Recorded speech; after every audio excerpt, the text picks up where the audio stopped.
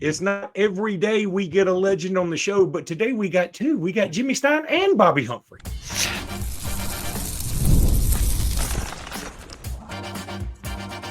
You are Locked On Bama, your daily podcast on the Alabama Crimson Tide. Part of the Locked On Podcast Network, your team every day. Hey, everybody. Welcome back into Locked On Bama, AHSA Radio Network's Luke Robinson. That's me. Alabama internet legend Jimmy Stein. That's him. This episode is brought to you by FanDuel. We'll talk about FanDuel in just a little bit. And want to thank you every day for being every day. Thank you, newbies, for being here today. And thanks, everybody, for making this your first listen every single day. And I really want to thank Bobby Humphrey for being here today. Bobby Humphrey, y'all. It's Bobby Humphrey. I mean, give it up for Bobby Humphrey. Yeah. Appreciate you having me here, Bobby. How you guys doing, Luke? Jimmy, how y'all doing today? Doing great. Good, my doing friend. We're going to have you on today to talk about Nothing But a Winner, which I know you're a part of. Marlon Humphrey is one of the executive producers, right? Your son? Yes, sir. Yeah, and so we're going to talk about that. My daughter, Breona, is a co-producer. I'm sorry, and Breona is a co-producer. Gotcha. Excellent. And we're also going to talk just some I'm going to go fanboy a little bit because I still remember seeing Bobby Humphrey on the cover of the Sporting News preseason college football magazine back in 1987, and they predicted you to win the Heisman that year. So I want to talk about all that kind of stuff and just your time at Alabama. But let's start off talking about Nothing But a Winner here just for a moment. So just for those who don't know, and everybody who's watching this probably does know about it, but just in case, why don't you tell everybody what it's about? Well, it's actually about the dynasty of Alabama football and the culture, the history, the tradition, but it also tells a story of how they came from one era to another era and all the difficulties and the highways that they had to navigate through to get to where they ended up becoming. And it's almost like it's when I watched it at the premiere, it was so powerful because Coach Bryant brought them through the era in the middle of the civil rights movement. And how he navigated through that is just amazing. And then how the program kind of had a little bit of a dip, but Stallings came in and peaked up a little bit, but then Saban came in and kept the tradition of winning and kept the tradition of pride and all the things that Alabama hang their hat on in terms of what it takes to be a winner. He just kept it going. So in essence, that's kind of what it's all about, but it's narrated by a pretty good narrator, but it's testimonies by all players. So that's what makes the film so unique. And those back then who lived through that era of segregation and those who lived through the era of Alabama being back when they started winning multiple national championship under Saban. So that's the cool thing about it when you hear Jalen Hurts speak about it, and then you have Walter Lewis. So you got Jalen Hurts, black quarterback, then you got Walter Lewis, a black quarterback and then you just got a wide range of guys from Coach Bryant's era all the way up into Saban era. When you're talking about the Vontae Smith, Jalen Waddle, all those guys. And then you talk about Walter Lewis, George Pugh, Wilbert Jackson, the first black to ever, get a scholarship at the University of Alabama. Those historic moments. And they even feed into, kind of like Coach Bryant's last game and what it meant to all the players and all that stuff that people tend to forget. And it just brings it all back to remembrance. Man, I'm gonna tell you, in the documentary, man, you was crying, you was happy, you was laughing, you was sad, you was happy. It just kept you for an hour and 30 minutes. It just kept you glued to the tube in terms of watching what was going to be next. Well, your spot in Alabama history really unique, Bobby, in the sense that you were there at a time post Bryant, well before Saban. but can you speak to playing in the Alabama culture? Did you still feel that same culture that Coach Bryant built that Saban was able to continue later, despite being between them? Did you still feel sort of that culture that Coach Bryant had built at Alabama while you were there? Absolutely. Now, obviously, I kind of lived it and kind of seen it and felt it through the guys that were there with Coach Bryant. But when Coach Perkins got there, who was who actually played for Coach Bryant, other than him tearing the tower down or taking the tower down, I remember that happened, which was pretty darn big. And I think he was trying to kind of ingrain his legacy and wanted people to kind of, hey, let's forget the old, let's move on to the new. But his thought process, his training process, his teaching process, his mental toughness process, and all of the things that Coach Bryant instilled in him, he taught us. So it was almost as if the towel was gone, but the image, the spirit of the sport that Coach Bryant left behind was still there, as powerful as he was there. At the premiere in Birmingham, I think it was just last week. Was that the first time you've seen it? I don't know if you got a preview with Marlon being executive producer, your daughter Breona being a producer. Had you seen it before the premiere? Or was the premiere the first time where you saw the final cut? Yeah, and Bobby, before you answer, I also want to ask this: like, was there anything in the film that even caught you off guard that you're like, "Whoa, I didn't know that"? First question is yes, I saw 15 minutes of it. When I got into the 15 minutes, I was like, you know what? I want to see this when everybody else is watching it. So I'm not one of those ones that are there knowing what's going to happen next. So yes, I was sent it to kind of evaluate it, to look at it and see what I thought about it. And I'm like, I'm not going to do that. They can figure all that out. I'm not getting paid to produce, cut, rewrite, and all that there. I want to enjoy the film. So I did get through 2 sound bites that I had, but lo and behold, I was in it 4 times with my sound bites, and I did not see those and didn't know those. Yeah, big 4, man. And I'm telling you, my kids, the Marlon, the executive producer, and my daughter, the co-producer, they did their daddy right. So there were some people that didn't make the cut. Hey, the Hump daddy Hump made the cut. I made the cut. Now, this is the thing that I did not know. And it just struck me and hit me like a ton. Well, there were a lot of things in there that I didn't know. But the most impressive thing was when Coach Bryant passed, of how many people was there that lined up from Tuscaloosa, and they shut down the entire Interstate 59.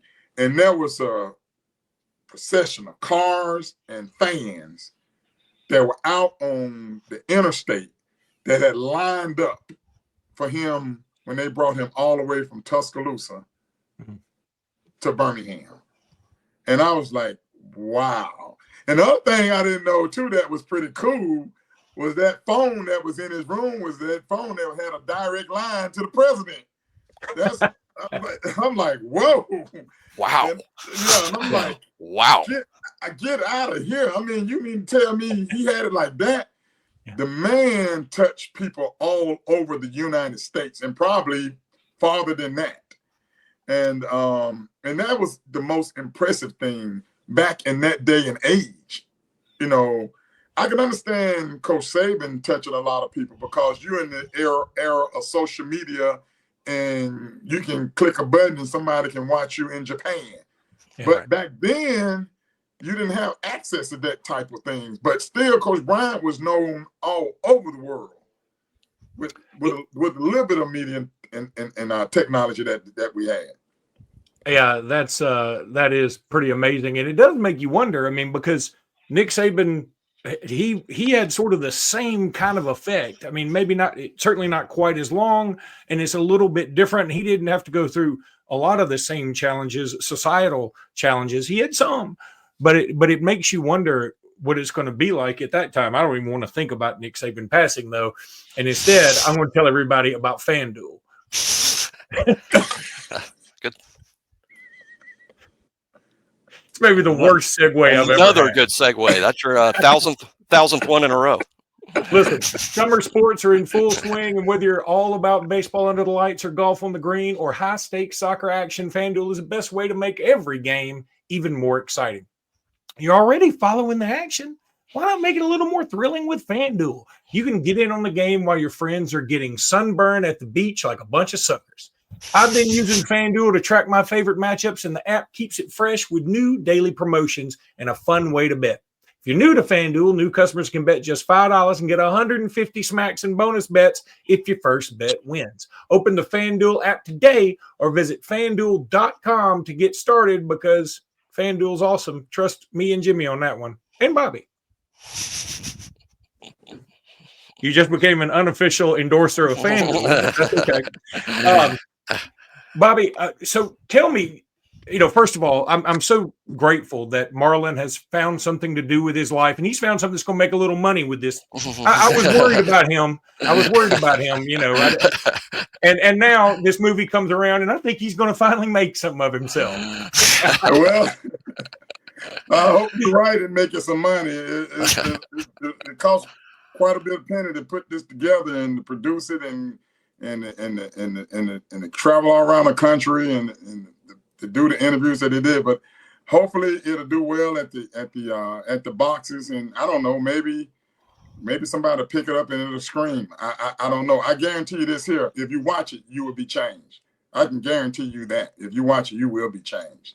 Well, it hits the theaters July 31st. That's next Thursday. It'll be, I would imagine, in just about every movie theater in Alabama. I'm not sure how they spread it out beyond the state's borders. I know it's in both of the local theaters we have down here in Baldwin County, but I do know statewide, July 31st, you'll find it in local theaters. So I encourage everyone who listens to our show outside of Alabama to Google your local theater to see if they're running it next Thursday. But I know I'll be there and really looking forward to it. What do you think, Bobby, in terms of, like, I know it's about Bryant, but it's also about Saban and the Saban era. What similarities do you see, especially after watching the movie, the similarities between Bryant and Saban, even though they coached in such different eras? One of the things, that's a good question. In the documentary, and it's just not about Coach Bryant, it's about Saban, but the impact that Coach Bryant made is so just reach out and grab you and touch you in the film that it's so touching. And it was because a little bit about what you said. It came through that era of when it was dealing with segregation. And Saban had to go through some things too, no doubt. He had some tough times too. But I think to answer your question was that both those guys, both coaches, they talk very vividly about the little things, doing the little things. It's almost if they knew each other, but they didn't. Yeah, that's a great point. Yeah, they talked about the little things. Coach Bryant always talked about the little things and getting a little better every day.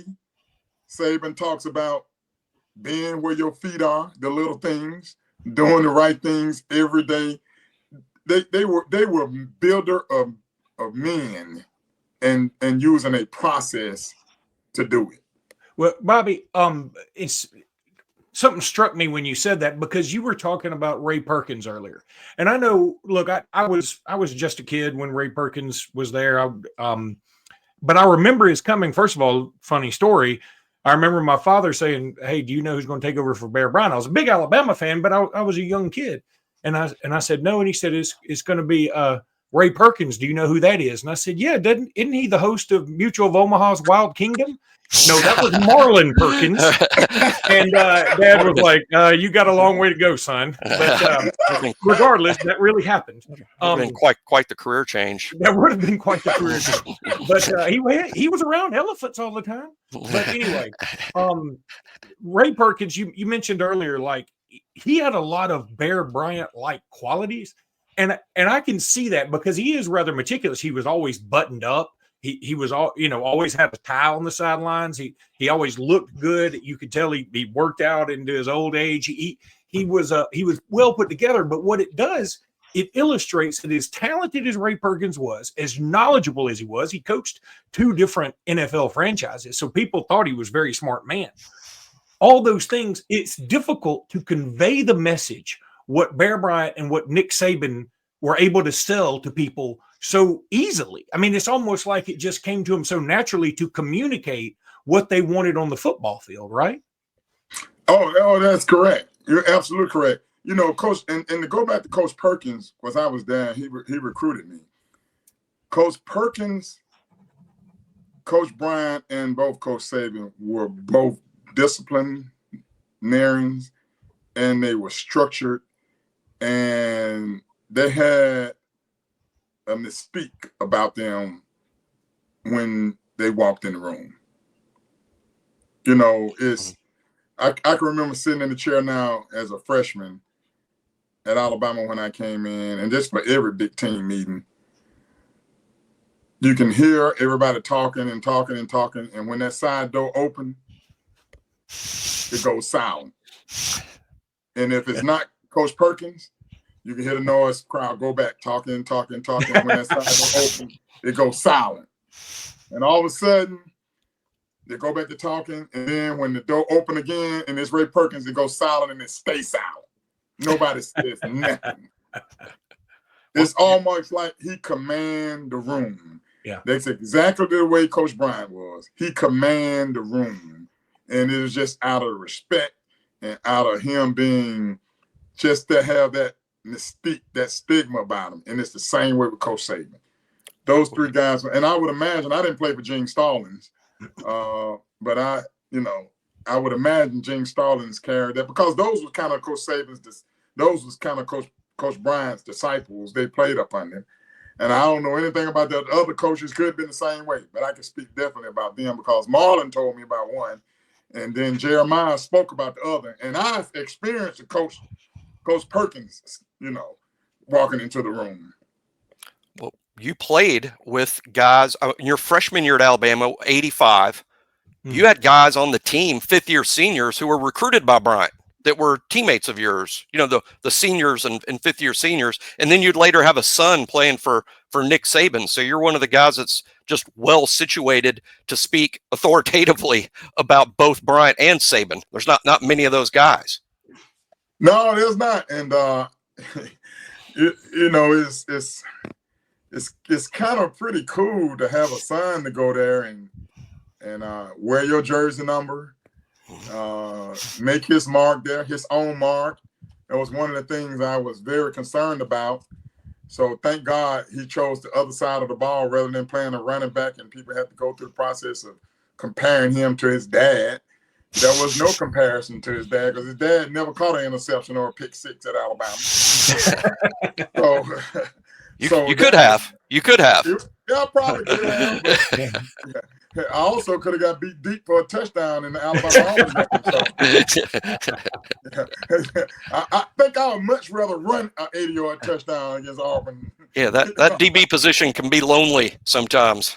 It is very lonely, and especially the way Coach Saban, what he requires of them and how he requires of them to play. But yeah, he had a great career there, and Marlon can tell you if he was on with us, he trusts the process. I mean, he redshirted his freshman year. Right. So you think about that. These guys start out with him being in the league 9 years, but this is a 9-year pro who actually did not play his first year at Alabama. He trusted the process. Mm-hmm. So he played up under Saban. Saban came to our house, and when Saban did DB drills in my living room when he recruited Marlon, I knew this is where you're going to play football, son. You're going to play this guy right here. When the head coach is doing in his suit, doing DB drills, I'm like, this the guy. The head coach, and he gonna coach you. And he told Marlon, he said, son, I'm gonna be coaching you. I coach the DBs. I'm the best DB coach in the country. These were his words. And I was like, well, darn, he gotta be the best DB coach. Now, look at the DB he put in the NFL. That's right. You know, well, go ahead, Bobby. No, I was in with that. Okay. So you know that's where we wanted him to go. Yeah, I remember Jimmy and I talking all the time that, you know, one thing that we always appreciated about Marlon's commitment to Alabama was he just did it on social media one day. He didn't have like an announcement. He just sort of tweeted out, I'm going to Alabama. Now, again, maybe I have the Mandela effect here and I'm remembering this wrong, but I remember it being like a really cold, snowy day. And I was sort of down in the dumps, like, what am I, like my power was out or something. And I remember I was like, I'm just messing around with my phone. I look on Twitter and Marlon Humphrey committed, a 5-star DB. So that certainly warmed things up around my house. But so many kids now make a big announcement about when they're going to make an announcement. Exactly. They want a press conference to tell everybody when the announcement's going to be. Whereas Marlon, 5-star, one of the best DB prospects in the country, he just quietly tweets, hey, it's going to be Alabama. And when we come back, go ahead. Oh, you about to go to break? Let's go to break, and I'll let you finish your thought. But also, we want to talk about your days at Alabama when we come back. All right.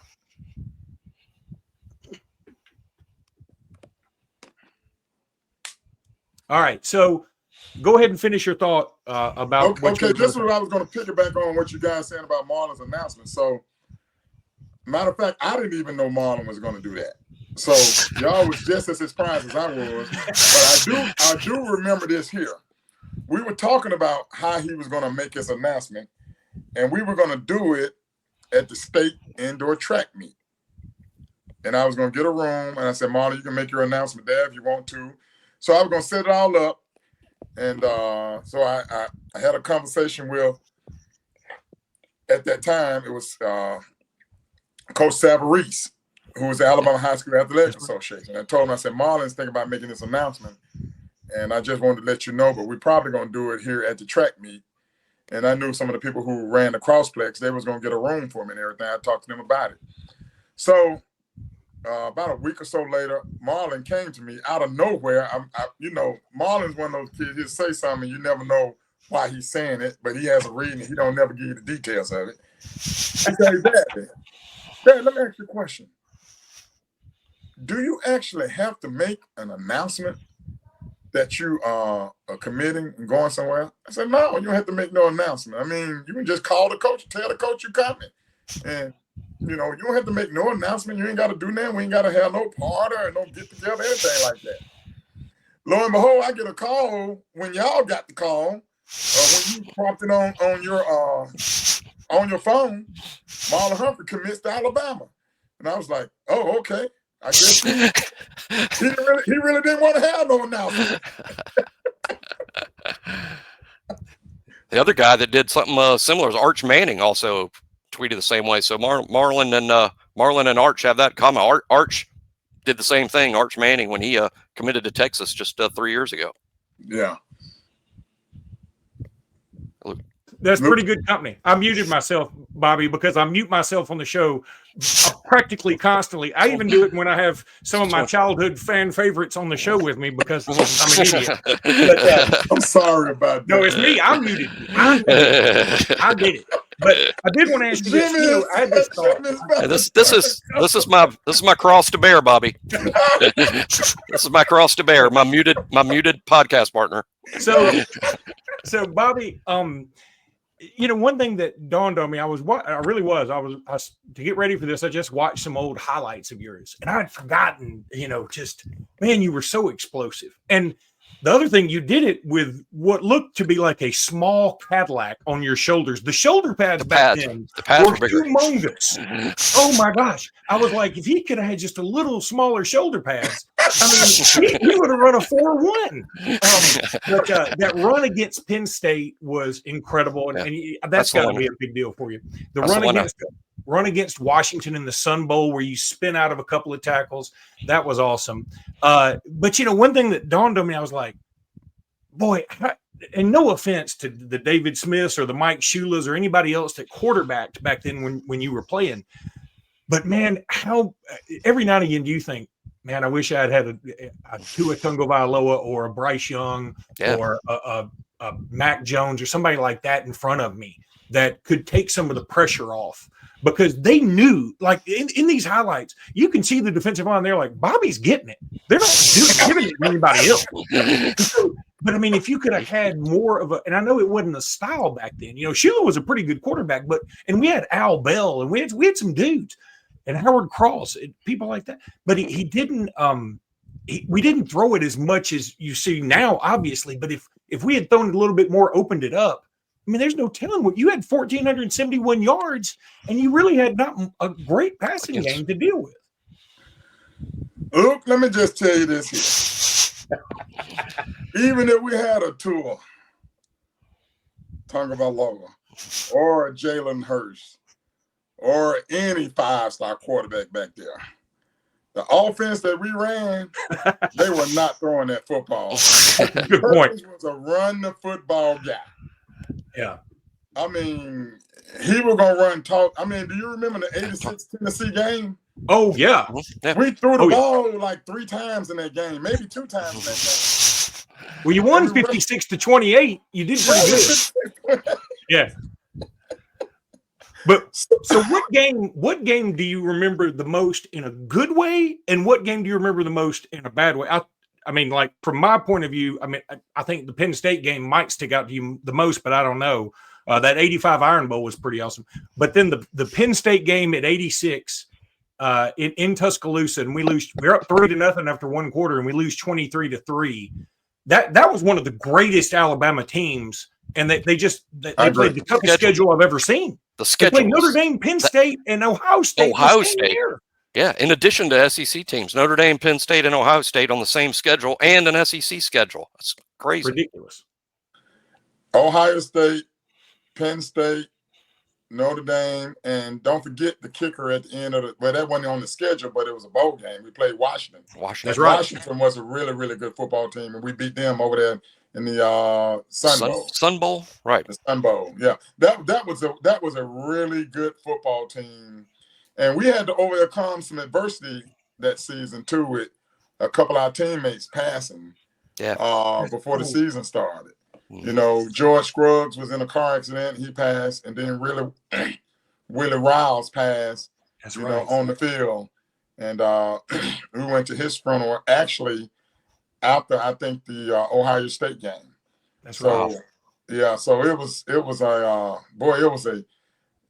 and Ohio State had a really good football team that year. I think that year they had Chris Carter, and they had, what was that linebacker that was really, really good, played a lot of years in the NFL. My God. Spielman? Was Spielman? That's it. Chris Spielman was on that team. And Keith Byers. They had Keith Byers. And Keith Byers, that's right. So we played some really, and you think about it, Notre Dame had Tim Brown, Heisman Trophy winner, Steve Berline, who's a quarterback, but he didn't play for long after the hit by Cornelius Bennett. He didn't know what planet he was on. By the way, how mad was everybody at Derek Thomas? During the Ohio State game, he committed more pass interference penalties at the end of that game than Marlin did in his 3 years at Alabama. Isn't that funny? Like, you think about, hey, we were all dog cussing Derek Thomas. That's so crazy to say now. But, I mean, like then I bet y'all were. That is too funny. That is so right. He was keeping Ohio State in the game late. Yeah, that's right. He only ended up being the greatest linebacker in Alabama history. But so talk about some of your favorite moments. So by far you hit one of them really well.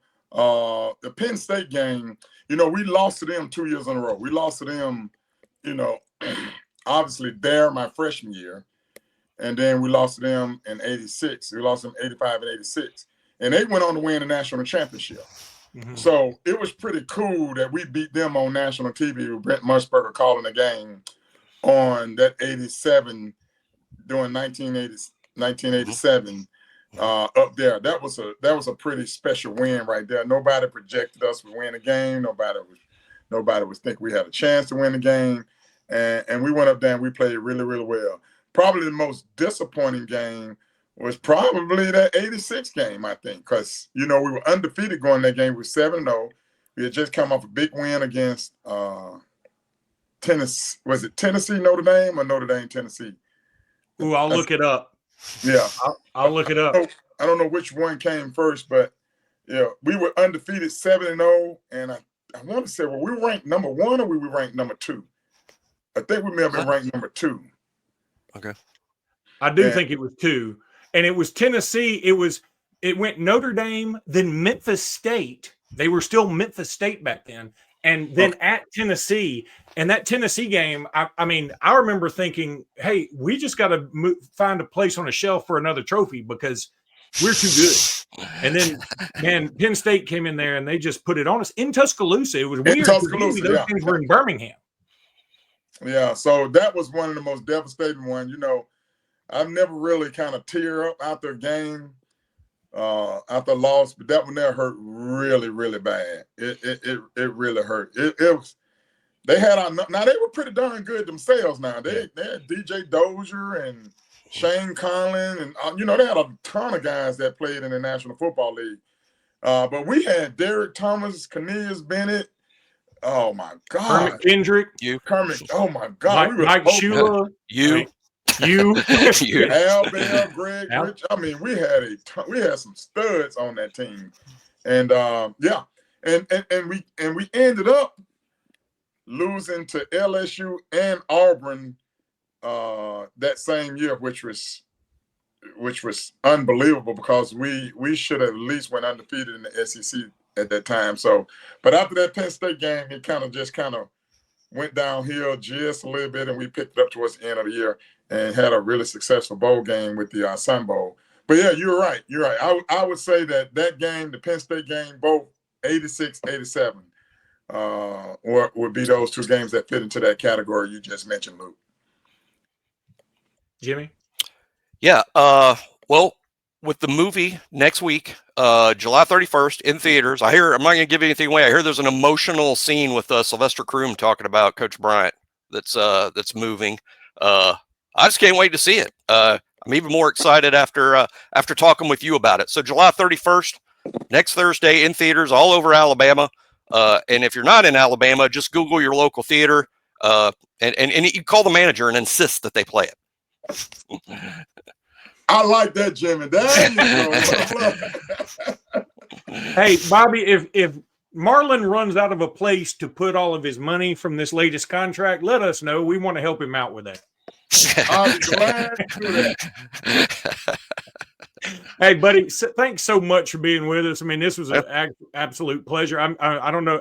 Jimmy's a little older than I am, but I was a freshman. I was a freshman on this because I remember it to this day buying it at Carlisle's drugstore in Alexander City. The Sporting News came out with you on the cover, and I had that. I probably still have that magazine somewhere because whenever Alabama was on the cover of something, I always kept it. And I just remember going, he's going to be our first Heisman. I was so fired up. And you got hurt in 87, right? 88. Oh, you got hurt in 88? Yeah. Okay. I knew it was one of those. Maybe it was before the 88 year but I remember buying the magazine and being I think it was like game 3. Yeah. I think it was like game 3. Actually, game 2. It was game 3 on the schedule, but game 2 played. Because remember, they had the Hurricane. The Hurricane was supposed to go out to A&M. A&M. That's right. Okay. So, and they moved that game to the end. To the end of the year. So wait, this just dawned on me. You were in you weren't in Derek Thomas's signing class. Yes. Were you? Yeah. Yes. 85 through 88. That class was loaded, Luke. I want to know who else was in it real quick. Just tell me real quick. Okay, you had Willie Wiles, who was the best defensive tackle just about in the Southeast, the one that passed. That's right. He was destined to be probably a pro player. You had Gene Jelks. You had Murray Hill, who was from Escambia County. You had Vantrese Davis, Marco Battle, Patrice You Davis. You had Greg Gilbert. Greg Gilbert. Greg Gilbert from Athens High School. Not Athens, I'm sorry, from Austin High School. Yeah. And let me see who else you had. That was you had Howard Cross. Yeah. I see. All he did was play about 42 years in the NFL. Yes, right. You had Kermit Kendricks out of Meridian, Mississippi. He was in that class. He was a dude. And let me see who else was in that class. That was it. Marco Battle played wide receiver. I think those are the highlight players that we had. And Derek Thomas, of course. Yeah. Just throw him in there.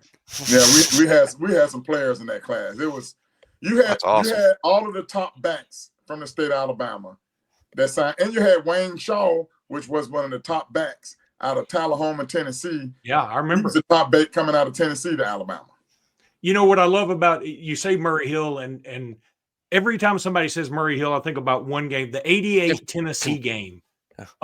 If you remember, Tennessee was winless to that game, and we beat them again to keep them winless. But then they didn't lose again until they won the rest of their games. I think the final 5 games of that year and the first 5 games of the next year until we played them again in Birmingham, and then we beat them with Saran Stacy. And I don't need to tell you all this stuff. I just get going. I can't help myself. Hey, when I'm not, that's why I mute myself, because I'll keep talking. Hey, Bobby, thanks so much for being with us, bud. And I know this film's going to be a huge hit, and everybody that's watching and listening will go check it out. We implore them to. And thank you so much for spending a little time with us today. Thank you, guys. Thanks so much for having us on. Remember now, tell your listeners, July 31st, got to have them there. Yeah, we're going to get them there. And until next time, roll tide, everybody. Roll tide.